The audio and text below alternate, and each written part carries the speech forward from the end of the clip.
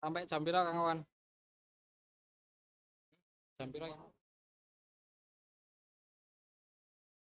Mas, mana aneh?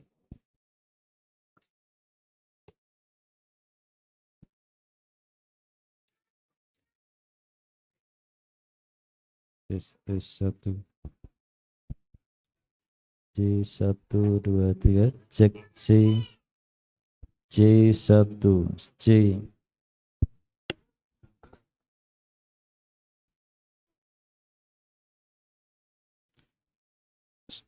Bismillahirrahmanirrahim. Assalamualaikum warahmatullahi wabarakatuh.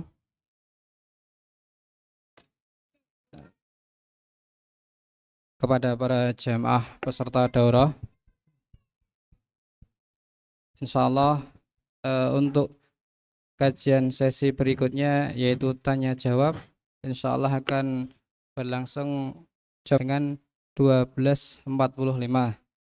Ada beberapa pengumuman. Yang pertama terkait bahwasanya apabila nanti pertanyaan dari para jamaah tidak semuanya bisa terjawab, karena Masya Allah antusiasnya sangat banyak banget, pertanyaan yang masuk banyak, karena keterbatasan waktu kami mohon maaf yang sebesar-besarnya.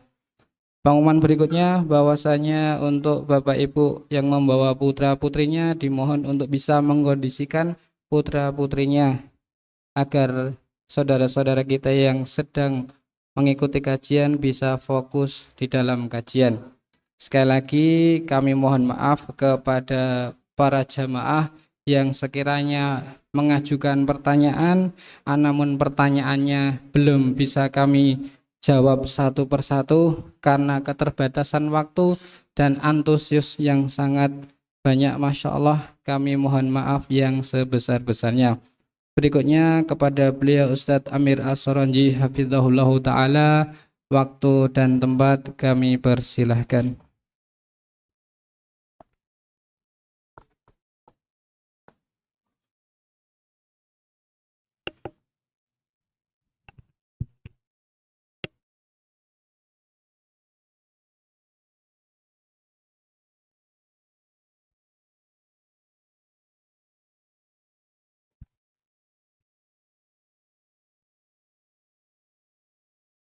Afwan sebelumnya Ustadz, untuk pertanyaan bisa dimulai dari bapak-bapak dulu Ustadz.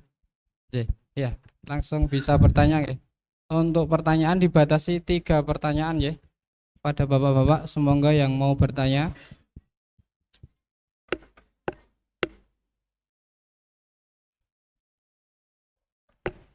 Baik, Anda buka dulu ya. Bismillah, alhamdulillah. Wassalatu wassalamu ala rasulillah. Wala hawla wala quwata illa billah. Amma ba'du. Naam, kalau ada yang ingin bertanya, kami persilahkan para jamaah. Ya. Satu. Assalamualaikum warahmatullahi wabarakatuh. Assalamualaikum warahmatullahi wabarakatuh. La ilaha illallah wa asyhadu anna Muhammadar Rasulullah. Perkenalkan, nama saya Arba dari Bambang Lipuro. Izin bertanya ya Ustadz, apakah boleh mendoakan orang tua yang sudah meninggal semasa hidupnya tidak mengerjakan sholat? Syukron, terima kasih. Sudah. Baik, Anda jawab dulu biar enggak lupa ya. Tentang orang tua yang semasa hidupnya tidak sholat dan sudah meninggal dunia, apa yang dilakukan oleh seorang anak? Jadi seorang anak tetap mendoakan orang tuanya. Allahumma gfirli wali walidayya warhamhuma kama rabbayani shaghira. Ya, tetap doakan orang tua yang dulu meninggal, yang sudah meninggal dan dulu tidak mengerjakan sholat. Ya, jadi tetap didoakan orang tuanya. Kita tetap berusaha ya, karena masalah sholat masih dikhilafkan oleh para ulama. Ya, berbeda kalau misalnya perbuatan yang jelas-jelas syirik ya, kesyirikan atau kekufuran, orang tua meninggal dalam keadaan musyrik ya atau dalam keadaan kufur, murtad dari Islam, ya kita sudah dilarang mendoakan orang yang meninggal dalam keadaan musyrik, dalam keadaan murtad, ya kita nggak boleh mendoakannya walaupun itu orang tua kita, karena Nabi pernah ditegur ya oleh Allah Subhanahu wa taala ketika Nabi mau mendoakan pamannya Abu Thalib. Ditegur oleh Allah, orang yang musyrik tidak boleh didoakan, tidak boleh didoakan. Adapun sholat, karena ini masih dikhilafkan oleh para ulama, masih diperselisihkan oleh para ulama, apakah sholat itu kufur akbar atau kufur asghar, maka kita sebagai anak tetap mendoakan orang tua kita. Ya, kita siapa tahu ya mungkin walaupun ini jarang ya, tidak pernah ada, mungkin dia tidak tahu hukumnya ya atau bagaimana, ya kita sebagai anak tetap mendoakannya. Wallahu a'lam bishawab ya. Dan perkara Allah ampuni atau tidak ampuni ya kita serahkan kepada Allah Subhanahu wa taala. Naam. Ya ini dulu. Untuk yang bertanya insya Allah bisa langsung dikasih hadiah. Oh, hadiahnya. Ayo, yang bertanya bisa langsung diambil hadiahnya. Monggo Ustaz, dipilih yang bertanya Ustaz. Ya. Ya, Pak. Assalamualaikum Pak Ustadz. Ya. Di buku di halaman 14 Ya, itu tertulis bahwa Nabi pernah sholat asar di waktu perang Kondak sampai beliau mengerjakan sholat asar setelah matahari tenggelam. Tadi dipakai waktu sholat asar sendiri kan sampai sebelum matahari tenggelam. Setelah itu matahari tenggelam itu kan sholat maghrib. Nah itu mohon penjelasannya. Naam, ya. Jadi di sana memang ada yang dikecualikan ya. Seperti misalnya orang yang lupa belum sholat. Orang lupa belum sholat asar. Ingatnya pas malam. Setelah sholat isya. Ingatnya jam 9 malam. Kalau belum sholat asar. Apa yang dia lakukan? Ya dia kerjakan sholat asar pada saat dia ingat. Kerjakannya jam 9 malam itu. Ketika dia ingat dia kerjakan sholat asar. Ini bagi orang yang lupa belum sholat. Atau misalnya kemarin dia lupa, dia belum sholat zuhur, ingatnya sekarang, ya sekarang dia sholat zuhur. Sekarang dia sholat zuhur. Demikian pula orang yang ketiduran. Ya, ketiduran, kemudian misalnya dia tertidur dari jam 9 malam, bangunnya jam 9 malam lagi. Misalnya, berapa sholat yang dia tinggalkan? Sholat subuh dia tinggalkan, sholat zuhur, sholat asar, sholat maghrib, sholat isya. Dia kerjakan, pas bangun dia kerjakan satu-satu. Subuh dulu, kemudian sholat duhur, sholat asar, dan seterusnya. Dia kerjakan sholat yang dia tinggalkan. Adapun kondisi Nabi di perang tersebut, karena diserang terus oleh orang-orang musyrik, nggak ada jedanya, tidak ada jedanya, sehingga nggak bisa sholat asar, tidak bisa sholat asar. Nabi dan para sahabat tunda sholat asarnya di waktu maghrib, Jadi memang ada kondisi-kondisi tertentu di mana nggak bisa sholat, ya. Seperti misalnya dokter yang sedang operasi misalnya, dia operasi misalnya dari jam 5 sore sampai jam 9 malam. Dia nggak bisa tinggalkan itu operasi. Maka nanti dia sholat maghrib dijamak dengan sholat isya. Sholat maghrib dijamak dengan sholat isya. Orang yang kejebak macet misalnya, ya, dia pulang asar, jam 5 pulang kejebak macet, sampai di rumah dia misalnya jam 9 malam, sudah dia sholat maghrib dan sholat isya dengan dijamak. Ya, Allahu a'lam bishawab. Jadi yang kita bahas tadi nggak boleh sholat setelah habis waktunya dalam kondisi normal ya. Orang yang malas-malasan dia sengaja menunda-nunda sholat hingga habis waktunya. Hingga habis waktunya. Itu yang tidak dibolehkan. Adapun orang yang tadi lupa, orang yang ketiduran, maka yang mereka lakukan ya sholat ketika dia ingat, sholat ketika dia bangun dari tidur. Wallahu a'lam bishawab.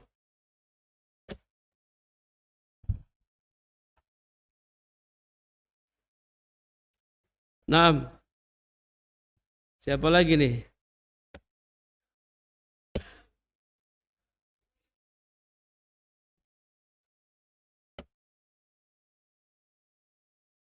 Sana aja, Pak.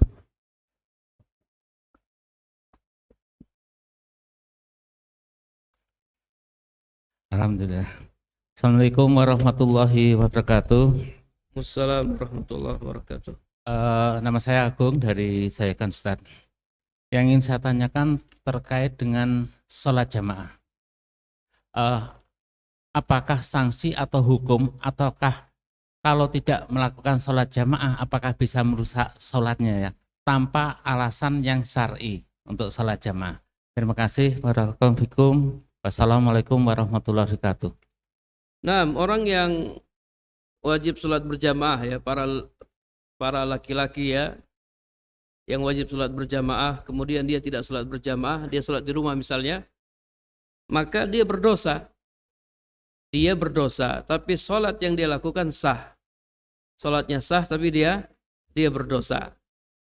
Sah karena dia tidak melakukan pembatal-pembatal sholat.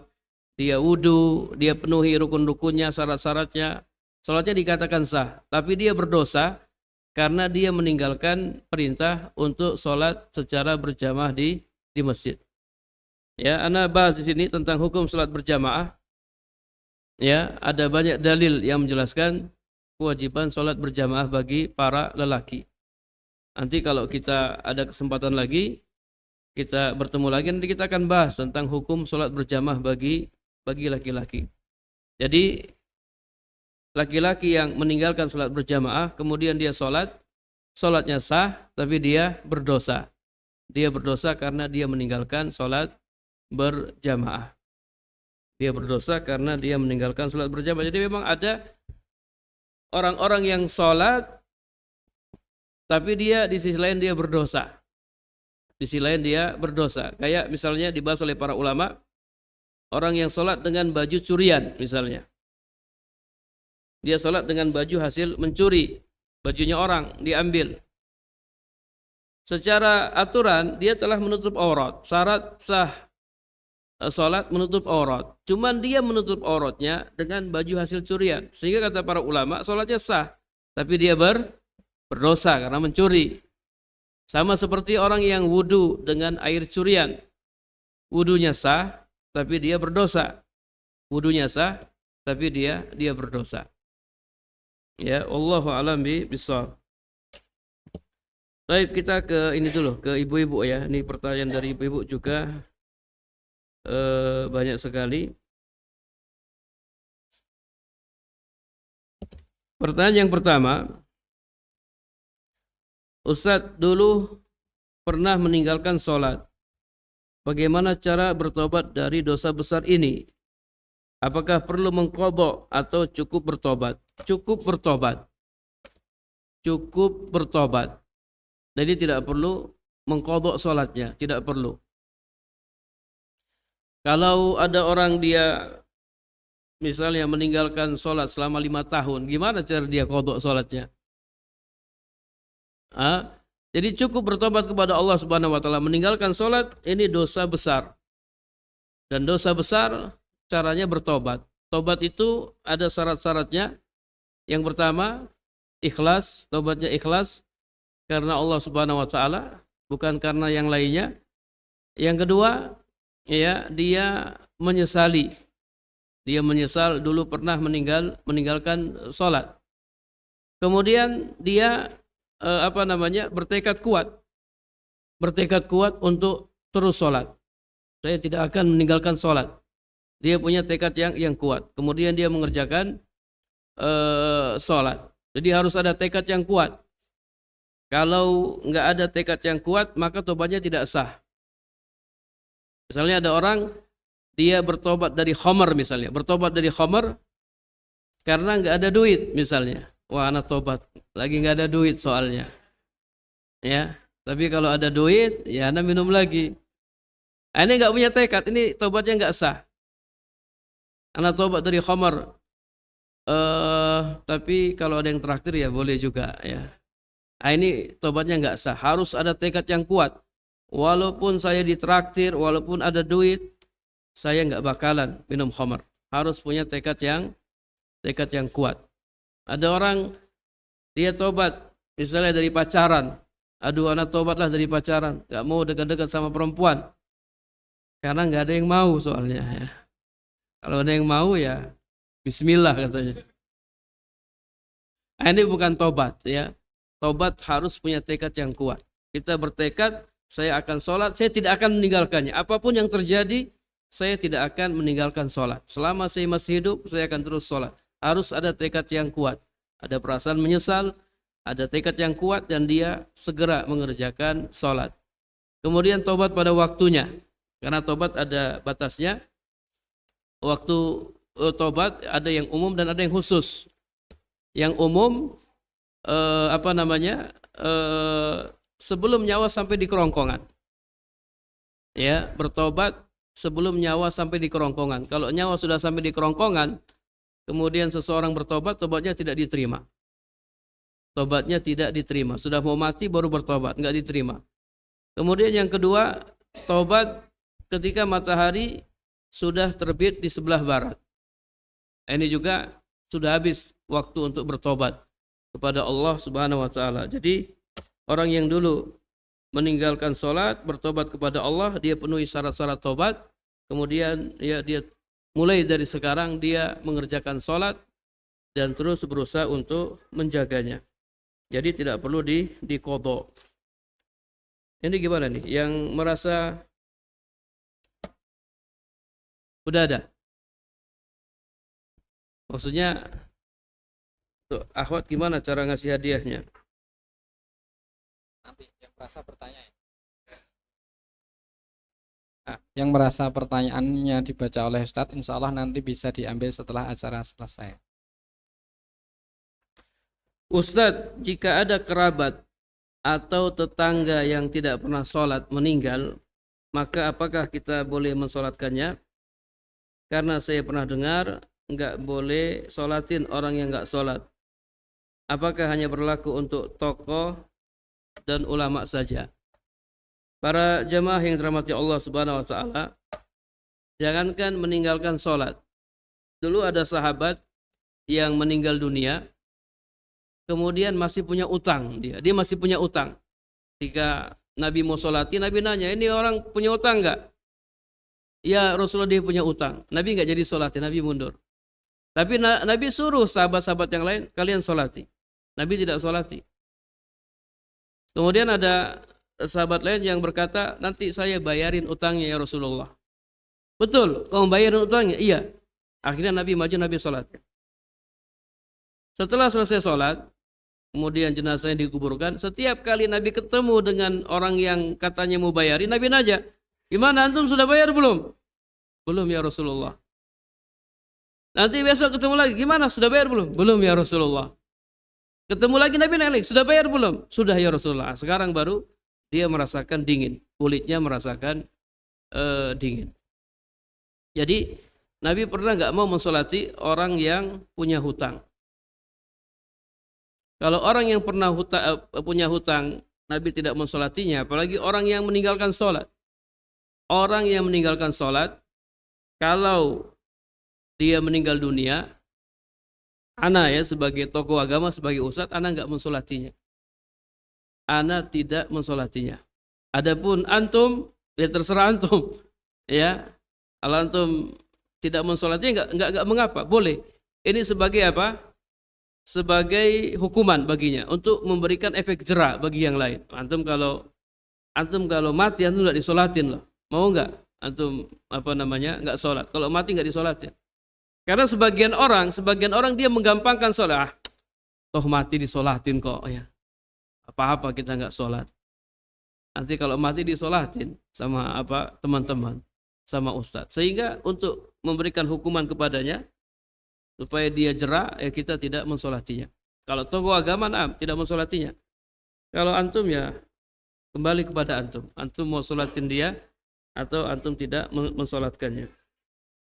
Ini sebagai hukuman baginya. Kalau anak sih nggak usah sholatin. Orang yang nggak pernah sholat nggak usah disolatin. Ngapain? Dia semasa hidupnya nggak sholat atau sholatnya jarang-jarang, nggak perlu disolatin. Tidak perlu disolatin. Wallahu a'lam bishawab.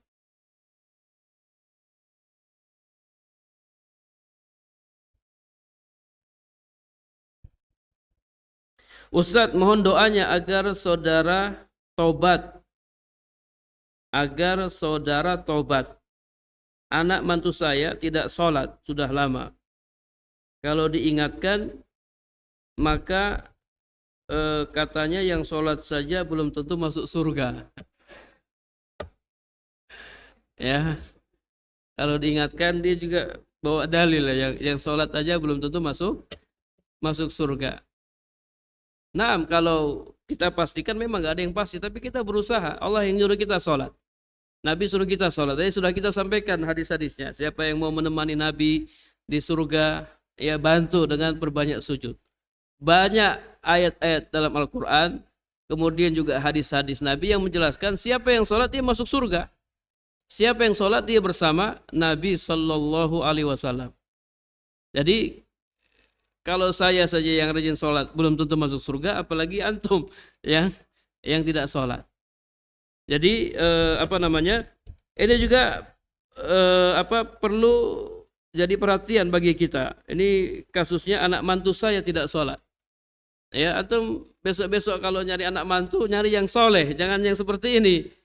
Ya, jangan yang seperti ini. Karena dari awal Nabi sudah mewanti-wanti kalau cari pasangan nyari yang soleh. Idza ja'akum man taradawna dinahu wa khuluquhu fazawwiju. Kalau datang kepada kalian para orang tua, kalau datang kepada kalian orang yang baik agamanya dan akhlaknya, maka nikahkanlah dia. Datang ngelamar ya, bagus agamanya, bagus akhlaknya, terima dia. Illa taf'alu, jika kalian tidak melakukannya akan terjadi fitnah yang besar dan kerusakan yang menyebar. Ini ancaman. Kalau dia ditolak, orang yang soleh, baik akhlak ditolak, datang laki-laki yang tidak benar, laki-laki yang toleh, kemudian nikahi anaknya. Kemudian terjadilah ya apa yang terjadi. Jadi sejak awal sudah nyari mantu yang baik, mantu yang soleh. Harus selektif. Yang laki-laki, yang perempuan nyari suami yang soleh, yang laki-laki juga jadi cari istri yang soleha. Apa kata Nabi alaihi salatu wassalam, tungkahul mar'ah li arba. Wanita itu biasanya dinikahi karena 4 hal. Yang pertama apa? Yang pertama, li jamaliha, karena cantiknya. Kenapa antum pilih dia? Dia cantik, Ustaz. Iya, jamilatun jiddan katanya. Dia cantik banget, Ustaz, ya. Nah, ini alasan. Atau lima liha, karena hartanya. Karena hartanya. Dia kaya, Ustaz. Anda dulu punya santri, orangnya sederhana, nggak punya apa-apa. Dia nikah sama janda. Janda anak 3 kalau nggak salah. Kenapa antum nikah sama janda? Kenapa tidak nyari yang gadis? Ustaz, lima liha, Ustaz. Karena hartanya, Ustaz. Saya nikah dia karena hartanya. Sekarang udah jadi orang kaya. Dia pernah datang ke pondok bawa bantuan.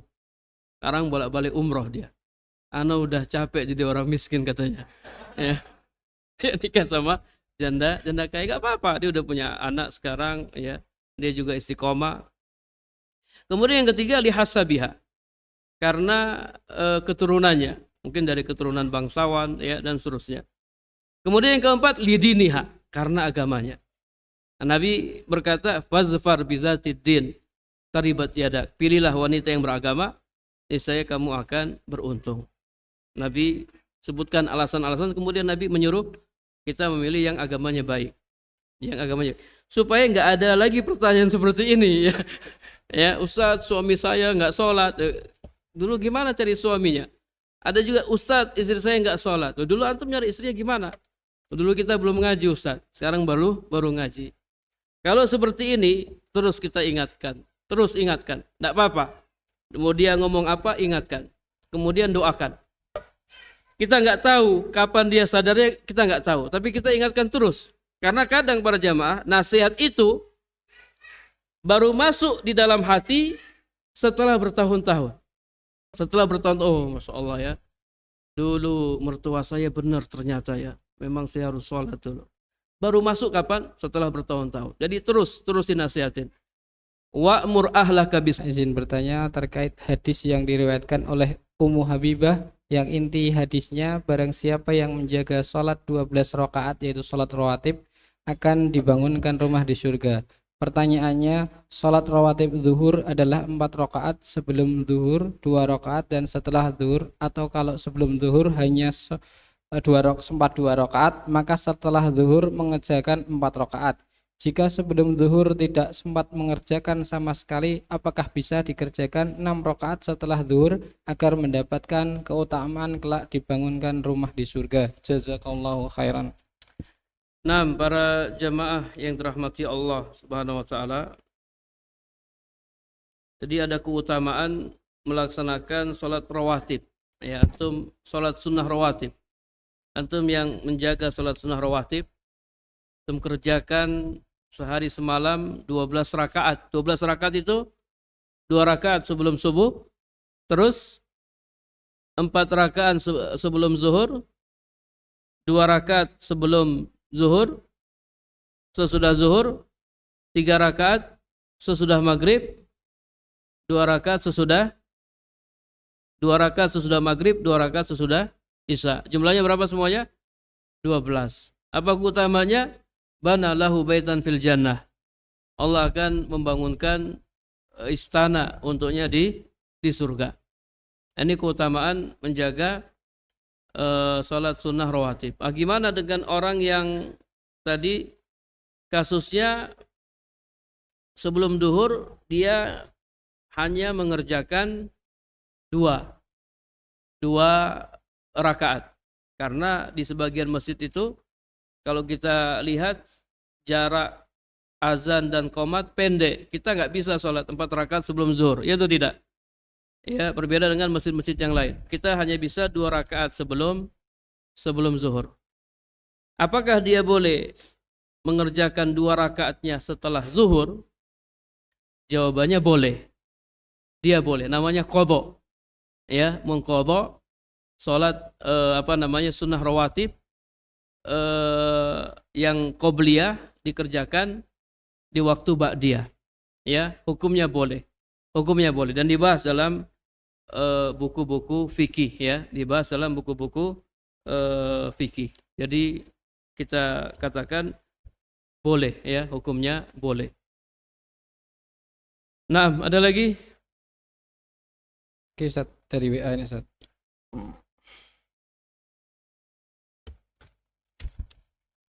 Kita bagi-bagi ya, Ya. yang dari WA juga. Assalamualaikum Ustaz, mohon bertanya. Pernah membaca ada hadis dalil bahwa setiap sujud seorang hamba akan meninggikan derajat 500 derajat. Apakah hadis ini hadis yang sahih? Wassalamualaikum warahmatullahi wabarakatuh. Jazakumullahu khairan, barakallahu fikum, Ustaz. Wallahu a'lam bishawab ya. Anda enggak tahu, tapi yang tadi kita baca satu sujud satu derajat. Ya, adapun satu sujud 500 derajat, wallahu a'lam bishawab. Anda belum pernah baca hadisnya. Para jamaah yang dirahmati Allah Subhanahu wa taala, ini pertanyaan banyak sekali. Anda ngelihatnya udah capek duluan ya. Enggak, ini Anda simpan ini. Nanti kita kalau ketemu kebahas. Soalnya simpan di sini ya. Jadi bagi ibu-ibu yang belum sempat kejawab, insyaallah kalau Allah izinkan kita bertemu lagi, nanti akan dijawab. Cuman kalau Anda lihat ini banyak masalah fikih sholat. Masalah fikih sholat. Tadi yang kita bahas bukan masalah fikih.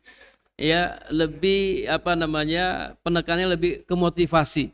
Gimana supaya orang menjaga sholat, yang belum sholat jadi sholat, yang sudah sholat, sholatnya semakin diperbagus ya. Jadi nanti antum minta ke panitia harus ada pembahasan fikih sholat.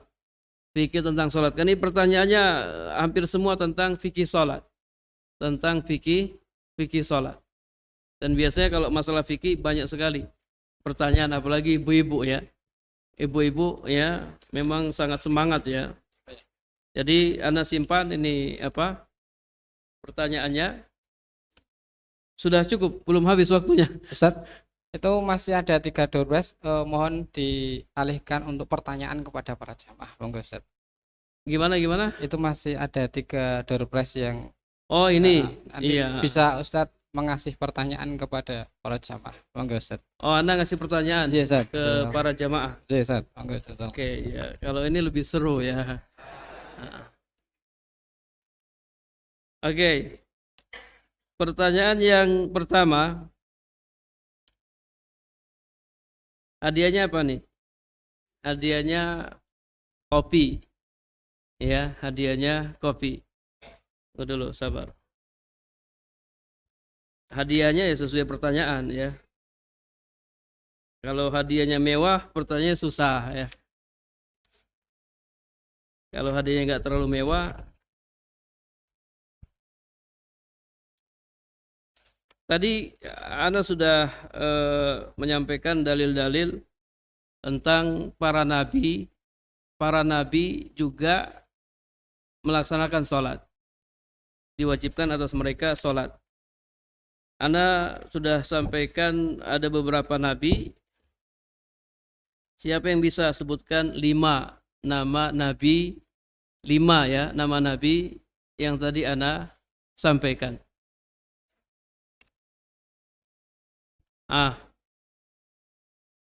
Ayo. Ya.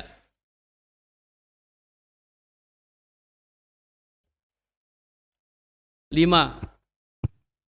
Nabi Musa, Nabi Musa, Ibrahim, Ibrahim, terus Zakaria, Zakaria. Ada nggak Zakaria? Ada 3. Isa, Isa, Muhammad. Muhammad, Bentar. Sulaiman, Nabi Sulaiman. Sulaiman. Tadi kalau antum kurang, kita minta dikurangi isinya nih. Antum dapat separuh ya. Dikasih Pak. Baik, sekarang hadiahnya parfum. Hadiahnya parfum. Ini apa Pak nih? Madu. Nah, yang madu dulu. Yang madu dulu.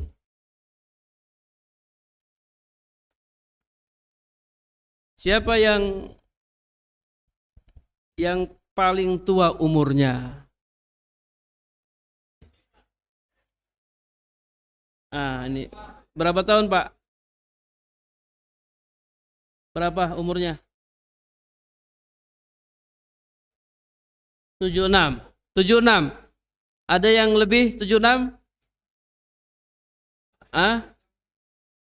Ada yang di atas 76? Enggak ada. Ibu-ibu berapa umurnya? Masya Allah. Iya, kita kasih yang 80 ya. Jadi yang sudah sepuh butuh madu ya, jadi kita kasih madu. Nanti dikasih. Nanti dikasih Bu. Sekarang parfum, hadiah parfum. Yang paling jauh rumahnya. Dari mana? Magelang. Magelang. Ada dari Magelang? Ada yang lebih jauh dari Magelang? Ada yang lebih jauh dari Magelang? Apa? Gunung Kidul. Gunung Kidul. Lebih jauh mana? Magelang atau Gunung Kidul?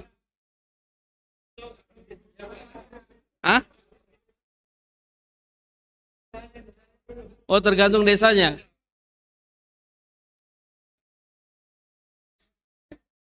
Hah? Oh, Magelang lebih jauh katanya. Cuman ada yang lebih jauh lagi. Saya dari Sorong, jadi hadiahnya buat saya. Yang dari Magelang ya. Yang dari Magelang ya, jauh-jauh dari Magelang. Mungkin bau badannya agak berubah pakai parfum. Ya. Baik, ini yang bisa kita sampaikan para jamaah yang dirahmati Allah Subhanahu wa taala. Mudah-mudahan Allah memberkahi pertemuan kita. Kita tutup dengan doa kafaratul majlis. Subhanakallahumma wa bihamdika asyhadu an la ilaha illa anta astaghfiruka wa atubu ilaik. Wassalamualaikum warahmatullahi wabarakatuh. Jazakumullah khair kepada beliau Ustadz Amir As-Saranji hafizahullahu taala atas faedah ilmu yang beliau sampaikan pagi hari sampai dengan menjelang siang hari ini. Semoga apa yang beliau sampaikan bisa kita amalkan dan semakin memperbanyak amal soleh kita untuk bekal menghadap Allah Subhanahu wa taala. Tidak lupa kami ucapkan terima kasih kepada seluruh pihak yang telah membantu terselenggaranya acara pada hari ini, khususnya kepada seluruh panitia, takmir masjid Agung Gamping, serta para peserta daurah yang telah berkomitmen mengikuti daurah di hari ini hingga akhir. Berikutnya, untuk sampah mohon dikondisikan untuk ditempatkan di tempat sampah, dan untuk para jamaah kami ucapkan jazakumullahu khairan katsiran untuk bisa mengambil makan siang di depan.